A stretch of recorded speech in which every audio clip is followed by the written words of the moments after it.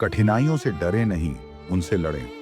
एक बार की बात है, एक छोटे से गांव में एक लड़का रहता था जिसका नाम मोहन था। मोहन एक बहुत ही मेहनती और साहसी लड़का था, लेकिन उसे एक चीज हमेशा डराती थी। गांव के पास एक घना जंगल था जिसमें जाने का किसी ने भी साहस नहीं किया था। लोग कहते थे कि उस जंगल में भूत प्रेत रहते हैं और अगर कोई वहां जाता है तो वह कभी वापस नहीं आता। मोहन के मन में भी डर था, लेकिन उसका दिल हमेशा यह कहता था कि अगर वह डर के जीता रहेगा तो कभी कुछ हासिल नहीं कर पाएगा।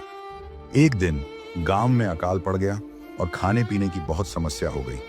गांव के बुजुर्गों ने बताया कि उस जंगल के बीचों बीच एक खास पेड़ है जिसका फल खाने से जीवन के संकट दूर हो सकते हैं, लेकिन उस जंगल में जाना बेहद खतरनाक था। मोहन ने यह सुना और तुरंत फैसला किया कि वह उस जंगल में जाएगा। गांव के लोग उसे बहुत समझाते रहे कि उस जंगल में जाना उसकी जान के लिए खतरे से खाली नहीं है, लेकिन मोहन ने उनकी बातें नजरअंदाज कर दी। उसने अपने डर को पीछे छोड़ते हुए जंगल की ओर कदम बढ़ा दिए। जंगल बहुत घना था, हवा में अजीब सी ठंडक थी और हर कदम पर उसे लगता था जैसे कोई पीछे आकर उसे पकड़ लेगा, लेकिन उसने हार नहीं मानी। मोहन को याद आया कि डर के आगे ही जीत है। वह घने जंगल में और गहरे तक घुसता गया।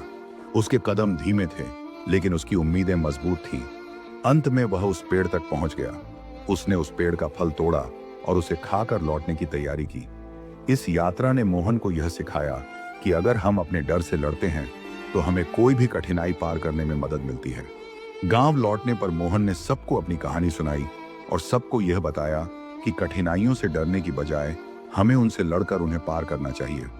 उस दिन के बाद से मोहन का गांव भी उस जंगल को डर की बजाय साहस का प्रतीक मानने लगा।